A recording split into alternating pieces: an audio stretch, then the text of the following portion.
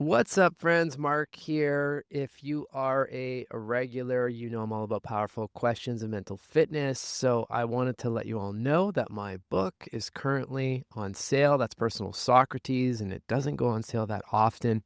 You can use the code upgrade20 over at baronfig.com for 20% off through May and June. I put the details in the show notes as well. Thanks as always for being here, and I appreciate you. Now, enjoy this week's episode. Welcome, everyone, to another episode of Behind the Human. I'm your host, Mark Champagne, and it's my job to unpack the stories and mental fitness practices of people living at the top of their game personally and professionally. Today, we've got an awesome human being coming on the show, Mohammed Lila. He's an award-winning journalist, media founder, and strategist who has made a significant impact in the world of news and positive media. He's the CEO and founder of Goodable, a rapidly growing media platform that focuses on delivering positive news to improve people's mental health and well-being. Before Goodable, he worked as a war zone correspondent for CNN and ABC, delivering over 800 live reports and covering major global events. In 2020, Mohammed made a pivotal decision to leave his high-profile job at CNN to create Goodable, which has reached an audience of over 100 million people per month within a short period of time. I'm sure those numbers are different at this point, but that's no joke. That's some serious reach. Mohammed, welcome to the show, brother. Thanks, man. Happy to be here. I'm excited. I'm obviously super excited and motivated by the work that you do in this world, and also knowing where you're coming from, and just seeing kind of the world that we live in right now. I almost want to back up a bit and give some love to journalists out there, because I feel like they in general get hit on pretty hard with just everything going on in the world and so forth, and in mainstream media and whatnot. And there are good people in these industries, and you're obviously coming from that world. So I know part of the conversation, I'd love to hit on just some of your perceptions in the space and the industry and so forth. But above all, share what you're working on and how we can just equip our minds with some good, positive mental nutrition. I think it's needed more than ever. So I'm excited. Happy to be here. I'm happy to chat about anything that you want. Nothing is off limits. Awesome. Okay, well, so before we jump in, same question that everyone gets on the show, and that's to avoid basically what I just read out, which is bio and titles and what you do and so forth. And that's just the sometimes simple question, but sometimes complex. Who are you? I'll be honest with you. I'm still trying to figure that out sometimes. I think everybody is always a work in progress. And rather than thinking who I am, which is very, very, very difficult, I try to think about who I want to be.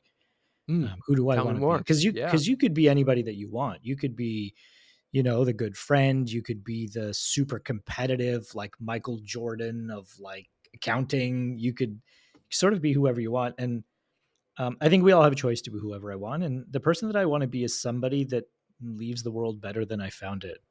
I just believe very, very deeply that life is a gift. It's precious, and every single life in the world matters. And I think on some level, I'm going to be held accountable at some point for the decisions that I made while I was alive. And I want to leave the world better than I found it. And you know, you think of like, hey, if I'm at a park and have a barbecue, I should at least clean up after myself. But the next stage of that is like, if I'm at the park and I am not having a barbecue and I see trash, I should go and throw it out. And so on a small little micro level, I want to make the world nicer and more beautiful than I found it. But um, I just want to know that I made a difference. I think that's what drives me is I don't want to be somebody who lives an inconsequential life. That terrifies me more than anything, that I could live and I could die and have zero impact on anything around me. Um, I don't want to be that person. I want to be that person that people remember as saying, you know what, that person made a difference in my life or in their community or in their city or their country, whatever that is. I just want to live a meaningful life. But do you must feel like you've contributed quite a bit to life and society at this point. Like how does No, not as much as I could have. okay. Right. So I think it's like, I don't want to say I'm successful because in my head, I'm not.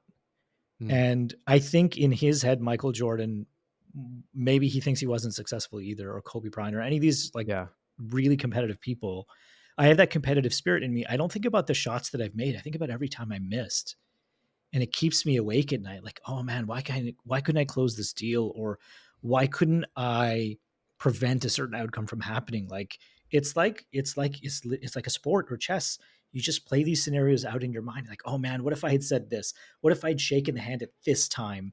What if I had, worn something different? What if I had learned how to speak their language? And I'm always playing those things back in my mind. So I don't think that I've made a difference on the world the way that I could have if I'd made every single shot. That's interesting.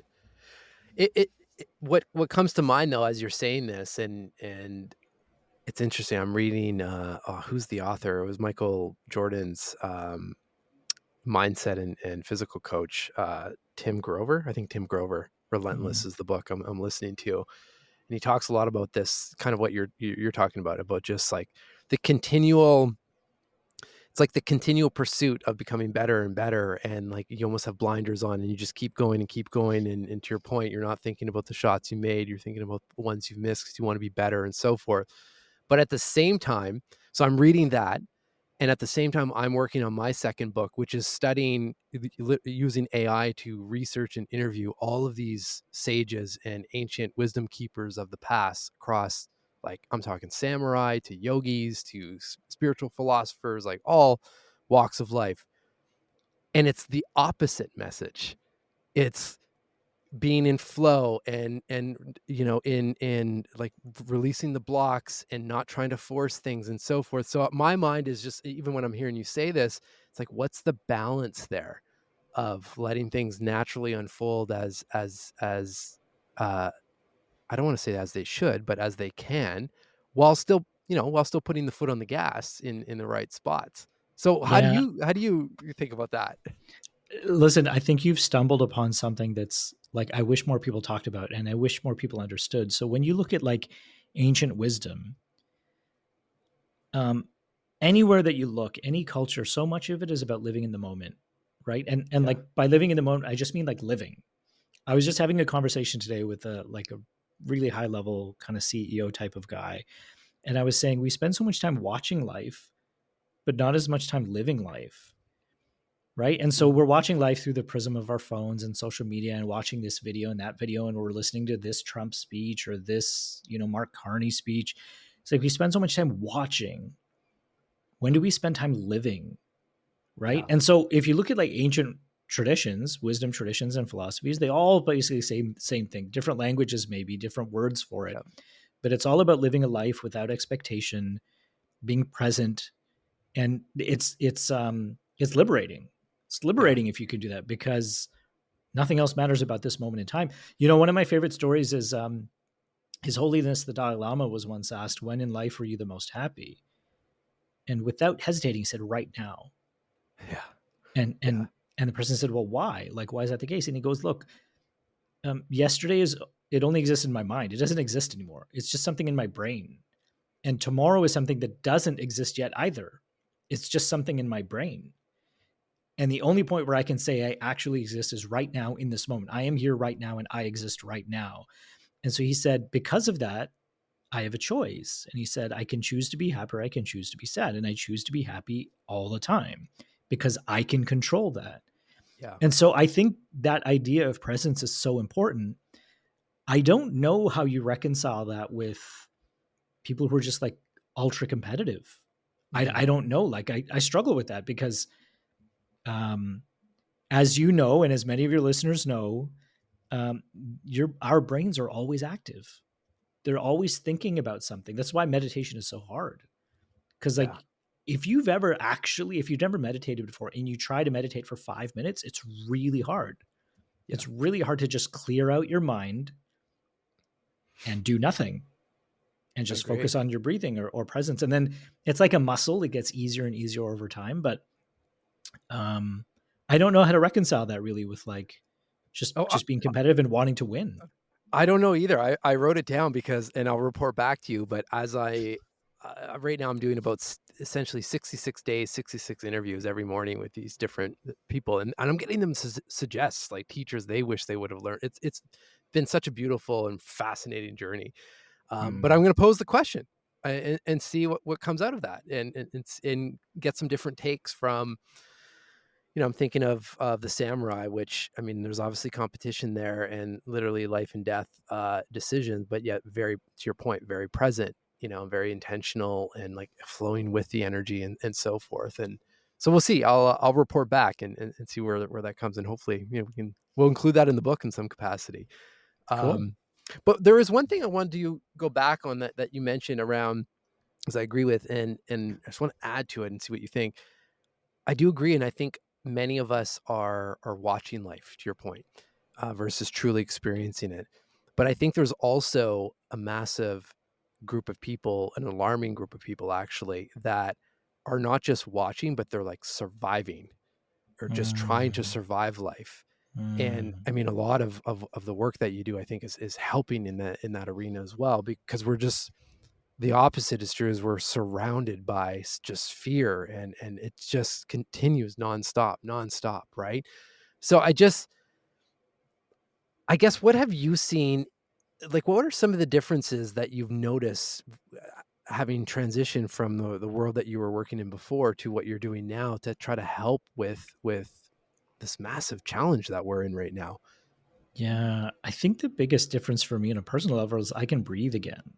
Hmm. Um, Well, you were when literally in a survival mode, though. Like, if I'm thinking of covering war zones and whatnot, I mean, that's Yeah, I woke up, um, I flew so much that I would wake up and not even remember what city I was in. Like, wow. I'd have to look out the window to remind myself of where I was, and I'll tell you the trippiest thing in the world. It's so trippy when you go to bed and then it snows overnight, and you look out your window and you don't recognize anything, and there's this moment where you're just like, "Where am I?" Yeah. Because I thought Wow. I was in this other city, but, like, it doesn't look like that city. I've had that happen, um, a couple of times. And when you're now, so most people sort of they watch or they consume the 24-hour news cycle. Imagine being in it, Mm. right? Yeah. Imagine living it and being in it. Like, I would just, things move so fast. Like, oh, hey, there was a flood, get on a plane and go there. There was an earthquake, get on a plane and go there. Like, you hit the ground running and nonstop news, news, news, news, news, reporting live, going here, talking to people, interviewing people, editing your story, talking to the news desk, getting permission. Like, all this stuff is happening like at the same time. So there's multiple layers going on. And like, most of us who are in that field and who operated at very high levels, we're used to it and we thrive on the adrenaline, and you Yeah. find ways to like, just plow through it and get it done. You don't really realize until you come out of that situation, like how hectic it is and how bad it is for your mental health, and how you sort of can't breathe. It's like, those of us who are really good at it, it's like if you've ever, you see these divers who dive for pearls. So there's some places in the world where it's a traditional art or traditional science, I guess, and they didn't need scuba diving gear. They train themselves to hold their breath for like 3 or 4 minutes, and they dive really deep and they go down and they get the pearls and come back. People have been doing that for hundreds of years. So I think for us, like war correspondents, that's what it kind of feels like. You're on Mm. assignment, you're sort of holding your breath. You've trained yourself to make it through your first week or your second or your third, where all you're thinking about is work. And you don't allow yourself to think about anything else because it's going to compromise your work. So you're in the field and you have a cousin or a friend that's going through a personal crisis. Hey, I'm going to deal with this when I get back. Right now, I got to be in this zone. And you don't realize until you leave that like you actually weren't breathing that whole time. Yeah. And when you exit that world, it allows you to breathe again. And I think that's the biggest thing that I noticed was I'm still working just as hard, I'm still hustling, I'm still doing all those things, but I feel like I can breathe again, and that's liberating to me. Why did you become a journalist in the first place? I wanted to make a difference. Like, I grew up in Toronto, in like a suburb of Toronto, which is a very diverse city. Any of your listeners should know this. Toronto is probably one of the most diverse cities in the world, and it's not new. Yeah. It's been diverse for decades and decades. And so I grew up in a suburb of Toronto where my friends were. Jewish, Chinese, Black, like Somali, uh, eighth generation Canadian, like just all over the place.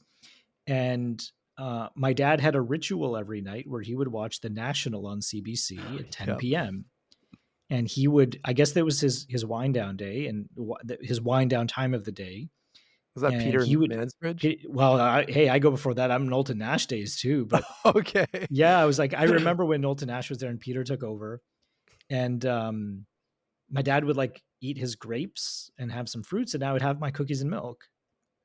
And Wow. that was before I went to bed. I'd have my cookies and milk watching the news. And when you grew up watching news in Canada, it's a very different experience than anywhere else because everybody's name sounded weird and exotic Mm. and fun. Like I grew up watching people like Jojo Chinto and Harold Hussein and Ian Hannah-Mansing and Anna Maria Tremonti and Joe Schlesinger and like all these people. I always thought So these names were true. like really cool sounding. And when you looked on your screen as a kid, you saw people that kind of looked like you, right? And so I look at them from the time I was very young and I say, hey, you know what? If these people could report on these big, really cool things happening in the world, maybe I could too. Because I had a funny sounding name. I looked kind of different than the mainstream. And so I look at all these people and I'd say, how cool would it be to like just like be there? You know, like I remember, like many of us do, watching the Berlin Wall come down. It was such a like historic moment, right? Like I wasn't alive during the moon landing or anything like that, but I remember the Berlin Wall. I was very young, and this wall came down, and you knew the significance of what was happening. Like you could just Yeah. feel like this is a change in the world, that barriers were coming down, and it'd be like, how cool would it be to be there when it's actually happening? So I was hooked from a very young age into like storytelling and things that are happening around the world, and being a child of immigrants, you naturally kind of look at like international affairs a little bit differently because sometimes they're reporting on your own history or your own like family heritage, right? And so I just knew from a very young age that this is what I wanted to do. I never thought in a million years somebody would be crazy enough to put me on TV. Like when I started on TV, I had long hair, I had a big bushy beard. I was like, when I cringe when I see those photos of myself because I'm like, wow, like what were they thinking? Yeah, yeah, yeah. And I'm just lucky that I just worked really hard on my craft, and that's what allowed me to sort of like move up the ladder, so to speak. Was there a moment where you were on TV or doing your job where you just kinda took a pause and be like, you remember that kid having the milk and cookies before bed and be like, "I'm that guy?" Yeah, you know what it was? I anchored the National one day when Peter was off, and I was Oh, really young at the wow. time. Yeah, I was really young at the time, and they used to have this thing where before the National, there was like they played like some guy saying it said something like, "This is the National," with Yeah. your host, Peter Mansbridge, like something like that. And my aha moment came when they recorded that for me. So the guy that records that is an actual guy with a real voice, and he comes into the studio. So he came in and he calls me up. He goes, Mohammed, how do you pronounce your name? And I'm who are you? And he goes, oh, I'm recording your intro. And so he recorded it, and I kept the audio file with me for like forever because um, that was the moment I was like, wow, I grew up listening to this guy announce Peter Mansbridge, and now he's saying my name. Like that was really Yeah. it was a Wow. pinch me moment, you know? And then you go back to just being professional and like focusing on your job. But there was a moment there where I probably like I probably teared up when I heard it the first time because it was just Oh, so so emotional for me. yeah. Wow. I love it. I love stories like this. So just, and we'll catch up to the last line or last thread that we're talking about, but just to set some context, of course. So you continue on and you just give us a little bit more flavor or backstory of where you went from that moment to obviously there was, you being in war zones and with CNN and so forth, and you ultimately getting to a point where you're like, I'm not doing this anymore. Yeah. I think when you know, if you want to be the best at what you do, you want to play in the best field and the best arena in front of the biggest fans, right? So if you ask most people, would you prefer the CFL or the NFL to Yeah. play or to watch? Most people would say the NFL. It's not a Yeah. knock against the CFL. It's just that, like, if you're perfectionist and a competitor. You want to play against the best competition. And when I started out as a reporter in Toronto, I always knew that I wanted to wind up internationally. And those opportunities just weren't available at the CBC. I remember I had already started reporting internationally and I was getting access to really cool places. And there was a position that came up, which was like Jerusalem correspondent or something like that. And I thought I'd be perfect because I knew the language, I knew the region, like, and I remember it's not that I was passed over. I wasn't even considered for the position because it went to someone who was very close friends with like the managing director, and Okay. everybody kind of knew it. And I was like, you know what? I can't grow anymore if I stay in Canada. And so I got lucky. There were some American networks that wanted to hire me, and I chose ABC. Spent years there, and then I went to CNN doing the same thing. I averaged 100 flights a year. That's not an exaggeration. It was at least 100 flights a year for many years in a row. And I But you wound were up enjoying covering. at that time, right? Like, at that time, were you still in that kind of adrenaline, like, "Wow, this is what I wanted?" Yeah, I think it's beyond the adrenaline. It's like you feel important. You Yeah. know, I always loved getting the call at midnight saying, "Hey, Mohammed, we need you on air in 10 minutes." I thrived off that because it's not that like you like, I mean, I did like the work, but what was more important was the validation. Like, wow, Mhm. they're calling me, like they're calling me and they're trusting me to tell the story to millions of people around the world. Like that made me feel important. And I took it very seriously and I really worked on my craft. And so I felt really important and like, especially with CNN because CNN International is on in so many different countries. Like you go to a hotel and CNN is on. You go to a Yeah. restaurant and CNN is on. And I was probably on air for some periods like maybe 10 times a day. Right. So Wow. I do Jake's show. I sometimes do Anderson. I do Wolf. I do just all these other shows. And on top of that, I'm doing all the international shows. And I loved it because I felt important. I felt important. And one day, without getting into too many details, my team was in like a very dangerous situation, um, and people were getting shot around us. And I'm very protective of my team. I made sure that we were all safe, and we talked our way out of the situation. And when I was on the flight home, I just became obsessed with this idea of like, why is it that everything we see on our screens is so negative? And it wasn't just news. It's like literally everything that you see on a screen is probably bad for your mental health. Even Yeah. some of the ads that you're served, like you're in a shopping mall and you see an ad for like a diamond ring or something, and you'll never afford that ring in your life, and it makes you feel bad, right? And Mhm. so the screens are actually programmed by design in a weird way to damage your mental health. And I just became obsessed with this problem, and I knew the problem better than anybody because I was the one on your screens showing you like this negative warped version of the world. And I had a choice to make. I said either I could spend the rest of my life showing people how bad the world is, or I could dedicate the rest of my life to showing people how good the world can be. um, so I took the biggest risk of my life and I decided to leave, and I said I'm just going to do something that makes the world better. I should say that this is not a knock against journalism. Like, I think good journalism has a place in the world and it's important.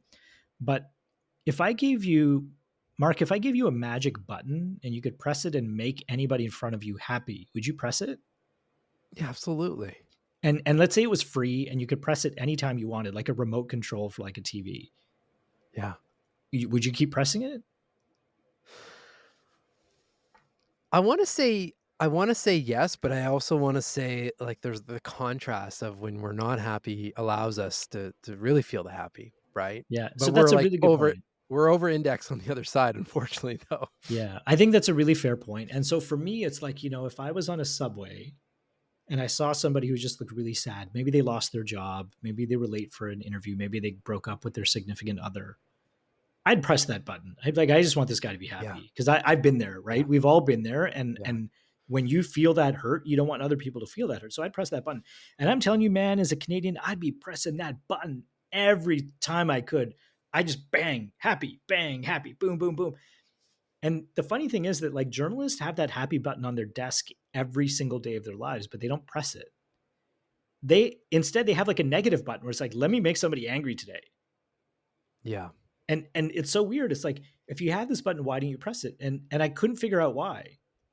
I looked at like business models and psychology studies, and I just for the life of me couldn't figure out why journalists think that by making people miserable, they will love you for it. But Right? is It's it like that, or does it not come back to, unfortunately, where we've landed in society, that that's what's gonna get the views or clicks? I think that was true for a very long time. And I believe that there's more good in the world than bad, as most people do. And they just Yeah, say, well, we don't get to see the good, but we know it's out there. And I think the pendulum's shifted so far towards negativity that people are just completely disengaged with it. Like yeah, the studies show 41% of people actively avoid the news.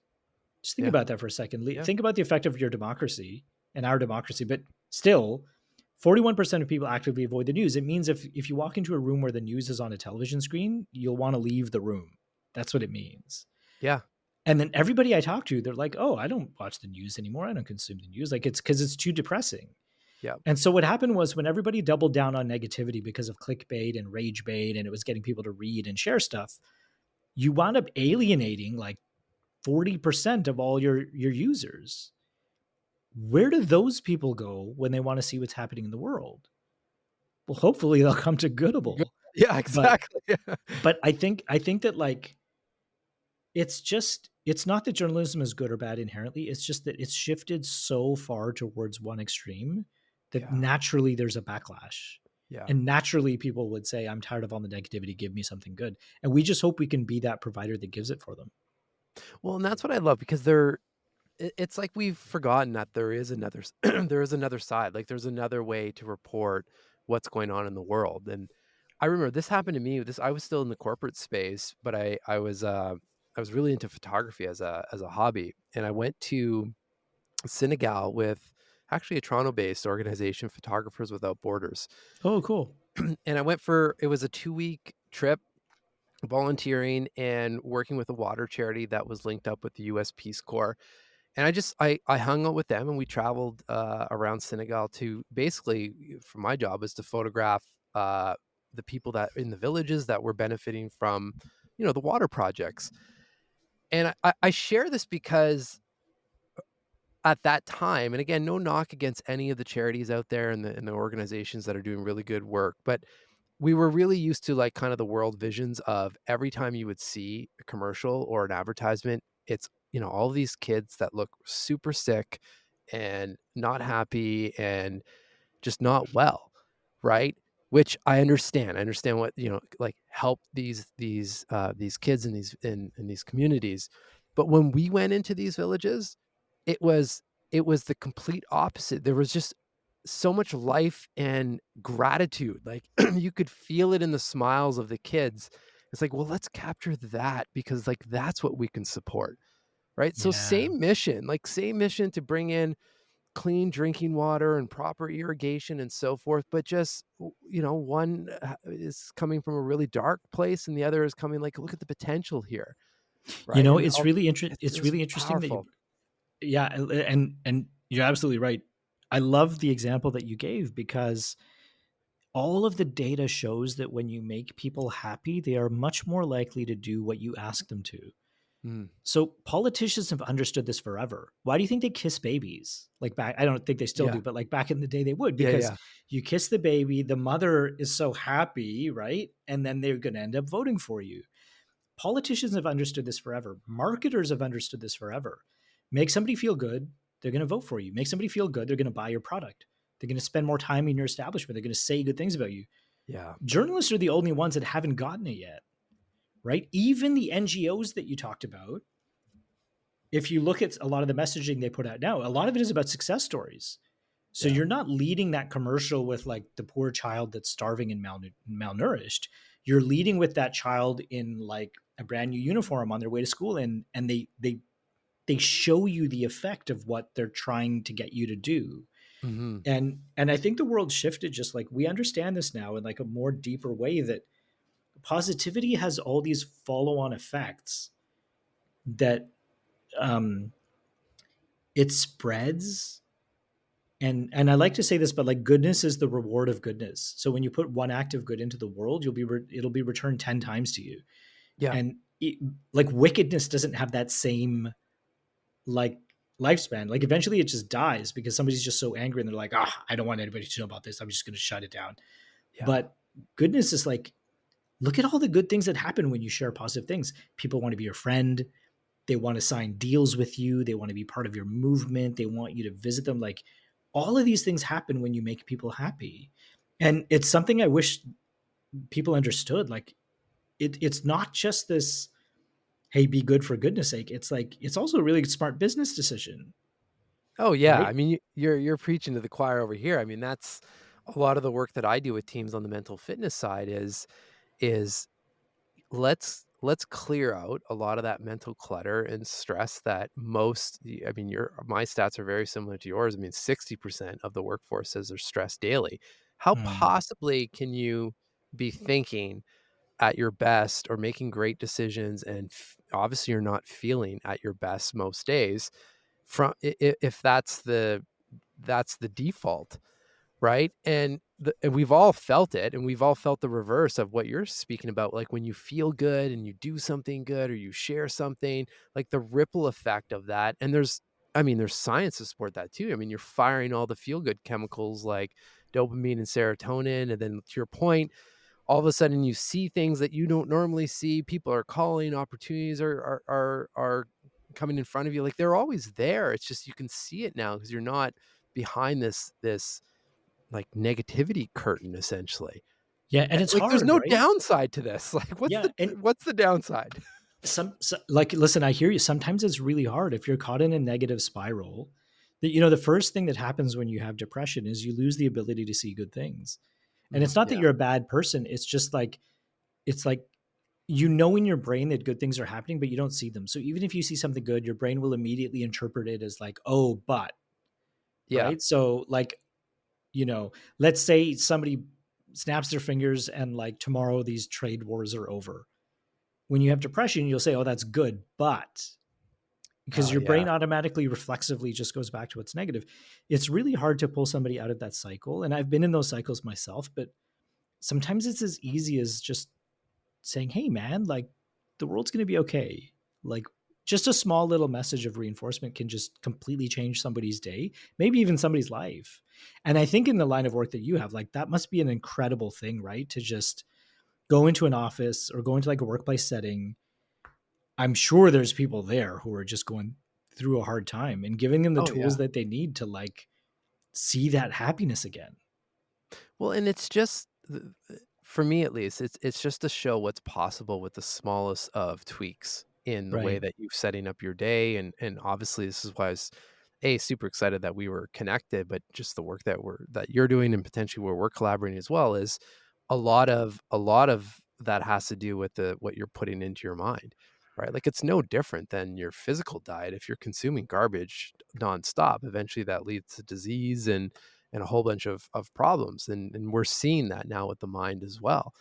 And it just it's a small just to use your example about having the news on. Like I even think of myself when I was directly in the corporate space when I would travel. First thing I would do as soon as I get into a hotel room, it was like this weird comfort of I'm like I'm gonna turn CNN on just in the background and like, I mean, I haven't done that in many years, but it's bizarre, right? Like, so that's not a big change. I just don't turn the TV on, right? So Yeah. it's again like looking at your day on a micro level. Like when you wake up, like what are you first putting into your mind? Like I have Goodable on the first screen of my iPhone and meditation apps and like Spotify. There's nothing there that's going to pull me into some sort of doom loop or fire me into emails and things like that. It's I all think good nutrition. And I think what you're saying is like a lot of people are waking up to this, Yeah. right? A lot of people are waking up to the fact that you can control what goes into your body, which we know. Like, think of how many beverage companies and vitamin companies, and like, we're so careful about what we eat. I think there's a movement now with like people being careful about what goes into their brains. Yeah. And We're getting there.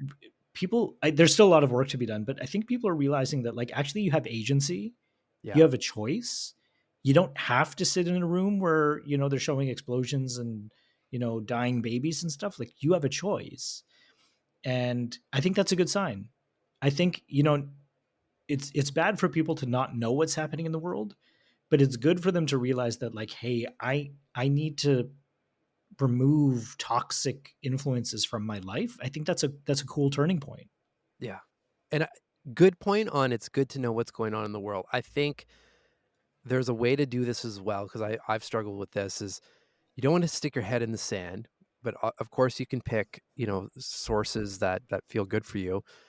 But also if you know you're going to go into a loop where you're being updated and you're going to get thrown into kind of a negativity loop, then counterbalance that, like, come out of that with some sort of positivity or gratitude or whatever, like, finish that education or that update with something positive or so forth. Like, it's a way to short circuit that or protect your mind so you're not then living in that kind of state the rest of the day or days on end kind of thing, right? Yeah. Yeah. It's interesting that when we ran our clinical trials to prove that Goodable can actually measurably improve your mental health, um, we ran them the same way that you would test a drug or another therapy. We ran the same methodology as Calm and Headspace do for their tests, actually. Okay. And sometimes when you test a drug, one of the first things you say is, okay, for the period of this trial, you're not allowed to take any other medication Yeah. because, it's going to screw it up. So you only take ours. So whatever you were on, stop taking it and only take ours. We didn't do that with our clinical trials because actually we wanted to replicate as close as possible to a real world use case, which is you're bombarded with information every day. Don't Mhm. change that. Let yourself get bombarded with information every day. Check your news feed in the morning, check your Facebook feed, all that stuff. But in addition to that, consume about 5 minutes of Goodable. A little bit less than 5 minutes, actually, but consume a few minutes of Goodable a day. Do the rest of what you're doing and consume us. And then we measured what would happen. And that's That's where we awesome. saw that we were able to reduce anxiety and depression. So we're never going to be able to replace CNN, for example, or CBC. Like, we don't want to, we don't need to. If we can just take 5% of the market, we'll be $1 billion company. And the reality is that 5% is like exactly the amount of time that we need to deliver these benefits, right? So um, it's not about when people look at screens, whatever screen that is, your phone, in the backseat of a taxi, the television in your home or a restaurant, people don't understand that when they look at those screens, they're being programmed, Yeah. right? If you think Yeah, yeah. about it, somebody is programming your mood or your intent. Like they do this in marketing, right? Which is like, intent to purchase. Like, one of the outcomes of an advertising campaign is, oh, we increased intent to purchase by like 20% or 30%. So when you look at those screens, they're actually programming you. And we look at screens in the same way, but like, okay, if they can program you to be depressed, why can't they program you to treat depression? Mhm.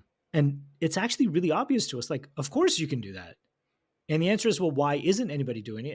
And the answer to that is because all these companies are making too much money feeding negativity. And now the market has changed so that they've been feeding negativity for so long that it's actually costing people money. Yeah, Like, yeah. it costs companies money, it costs people their relationships. It's just, there's a massive financial effect of all this negativity around us. So why not, if you're connected to an IV drip that has some toxic poison in it, don't connect another IV drip with the cure. Like, just get rid of the first IV drip in the first Yeah, place. yeah, yeah. Just kind of like disconnect yourself and you don't need it, and you'll be fine. And so that's sort of what we think, right? Which is like, let's just replace some of that toxicity with something that's good for you. And then the mental health outcomes will just naturally follow. I was g It's so fascinating. I'm happy you shared kind of at least the vision in the market share and whatnot, because what I wanted to ask you about is, like, how do you compete against these massive networks? And because I know you, from I think our first call, you shared, like, you pitched this idea at one point to CNN, and they knew about it and so forth, and then, I don't know, it just never was prioritized or something. But, like, do you think it'll ever change widespread? I mean, how do we like, I hear 5%, I hear the impact, and I'm like, "Yes, that's amazing."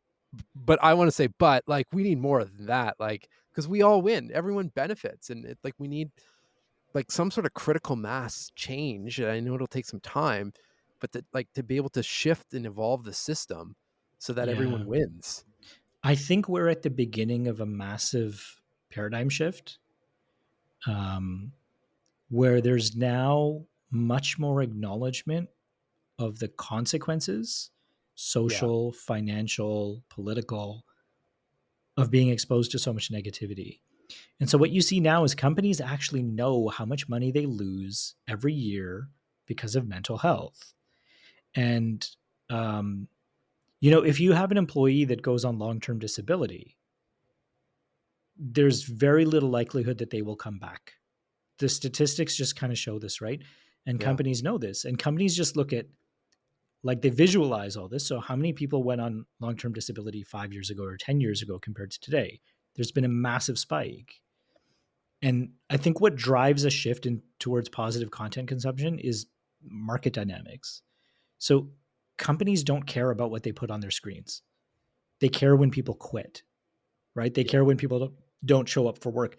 If you affect their bottom line, it becomes a problem and now they need a solution.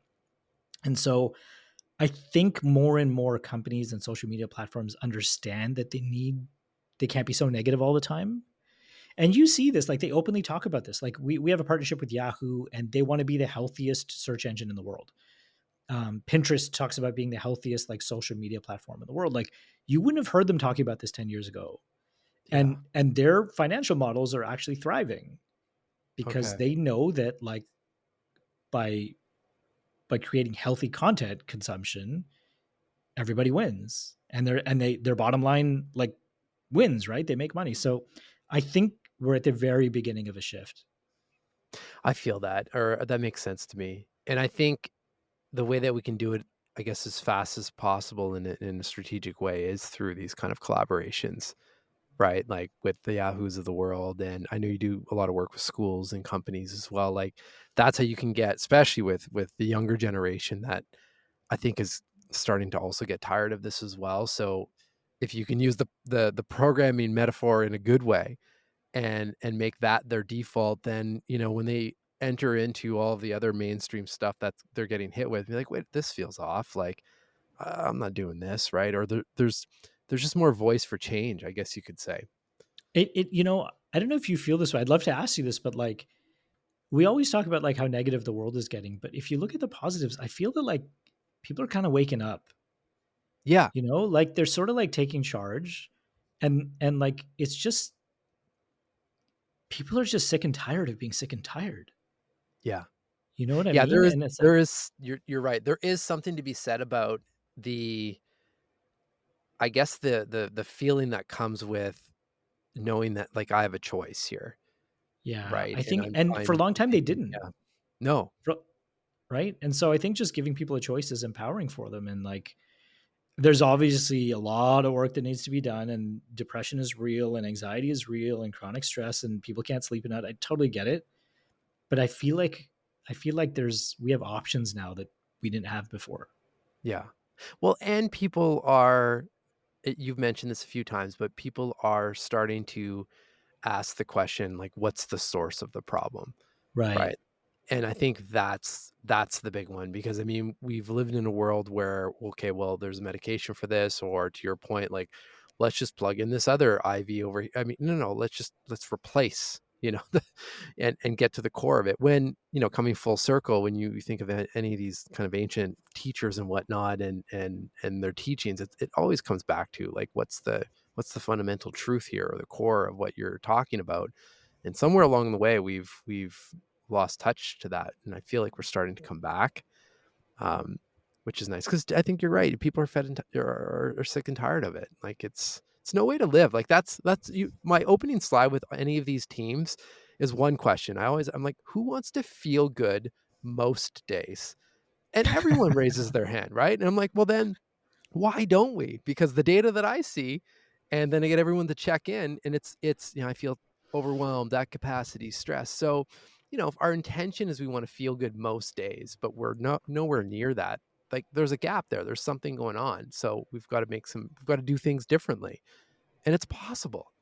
It's possible. It's not I every day. I'm not it's not saying it's rainbows and butterflies every day, but I think as humans, we at least deserve most days. It's not that much to ask.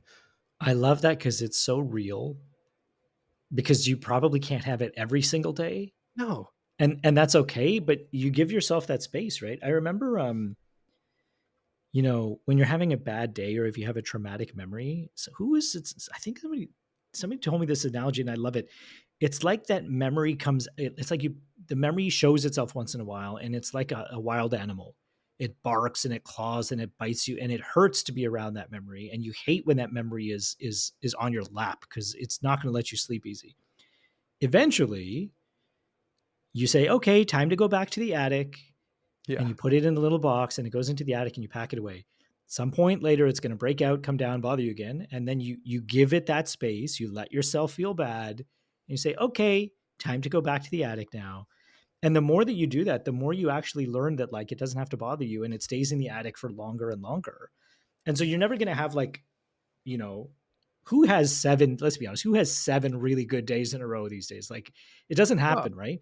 But you could have six and then an off day, or five and then a couple of off days, like, and that's okay. And you give yourself space. But I like the way that you phrase that because it's real. It's like pain hurts, negativity hurts, trauma happens, but good stuff happens too. And hopefully, exactly. hopefully there's more good stuff happening in people's lives than bad. Yeah. And it's yeah, it's just it's possible.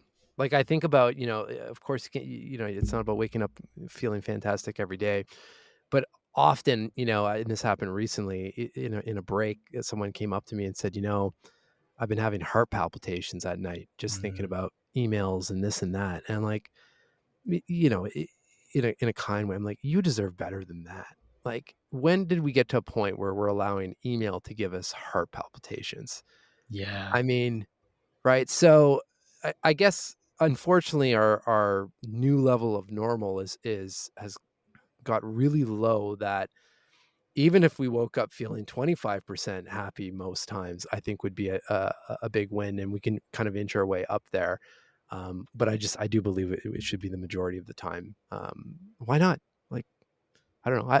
I haven't asked no one because I get people to check out as well. And I said, okay, well, how do you want to show up for yourself? No one says, yeah, I want to show up depressed, agitated, angry. Like, no one wants to show up like that. So let's work on changing that narrative, and we can, right? So Yeah. The work that you're doing is so important because I never see the people we interact with. Like mhm, we're a supportive digital therapy. We're like an adjunctive therapy. I don't see most of these people. I don't talk to most of these people. We know from feedback and stuff that like it's working, but you're like in the trenches, man. You're like working with people to like I think when you our psychologists used to tell us this, right? The ones that we partner with because they love having patients in their clinic. It's like it's like if you're a massage therapist, like that's where you iron out yeah, the muscular kinks, right? Like that's where you need to do the actual work, and you feel the benefits of their work. And then the psychologists are like, as soon as they leave our office, they go back to the cycle of negativity again.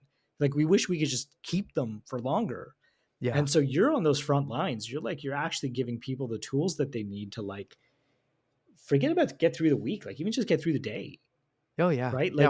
Win the Like seconds of the day. yeah, no, Yeah. I have great respect for what you're doing because it makes a difference in a way that we're not. Well, I appreciate that and receive, but at the same time too, I've got Goodable in my links, when I leave saying, "Hey, here are the tools that, we've shifted our perspective, we've talked about a bunch of things and we've tried some practices, but we've got to keep this stuff going." So, this is where I think just we need to stick together. I mean, Mm, it's the only way I think we can really make a lot of change and do it in a way that uh, I think this is where we need speed. A lot of y- times it's like, just slow down a little bit, but in this case, like, literally people are dying, and it doesn't have to be like that. So, yeah, yeah. I think that um, every time I look at somebody, and I get emotional when I think about this, but every time I think of somebody who takes their own life or takes another life, I look at Mm, them and I'm like, man, what if somebody could have just given them a big hug that morning? yeah, Right? Or yeah, what if somebody could, even if you can't do a hug, like what if you could just tell them, hey, man, it's going to be okay? mhm, yeah, Like, like just that. maybe that could save somebody's life. Yeah. Like in so many countries, these people go to bridges and they jump, and it's like, what if you could just get them before they got onto the bridge and smile at them? And when, if you're depressed, when was the last time somebody smiled at you for no reason? And then for those of us that are not depressed, like, what, why not smile at people? Yeah. What do you got to lose, right? Like, it's contagious. It's like sneezing or yawning. You yawn, they're gonna yawn. You smile, they're gonna smile, Yeah. right? And it's like, you just don't know, like, it's really that deep, right? Like, you can save someone's life just by the smallest act of kindness administered at the right time. It can pull them back from the brink, and it's like, it's like, that's what you do, and that's what we do, and that's like, what higher calling can you think of Mhm. than helping people do that, Yeah. I appreciate you, brother. I mean, we're already at time. I have such respect and admiration for what you're doing in this world, just knowing like, I can almost picture you as a young boy sitting there with your dad watching the national and knowing that and knowing that and I'm craving cookies too, um, but knowing that you did that and also had the courage to leave it and do what you're doing now, Mhm. which, I'm biased, of course, but I think is even more impactful and profound. But just knowing where, what you saw and what was inspiring you as a kid, I mean, that takes a lot of courage and I commend you for doing that because of course, you're seeing the benefits yourself, but I mean, we've talked about it and you just did it again. The ripple effect is you can measure it to a certain extent and you've done it through your trials, but there's a whole other avenue of that you can't measure that is just exponential. So, I look forward to continuing our conversations and, please know the door is always open over here. I appreciate that, and thank you for everything that you do. You're making a difference in the world, and when you work with organizations or companies, you're really helping people. Like, you're really, really helping people, and you don't always see that, right? Like, you don't always know, but I can tell you that you're helping people, and please keep doing what you're doing, because the world we don't need one mark. We need like 100 marks. Oh, thank you. Thank you.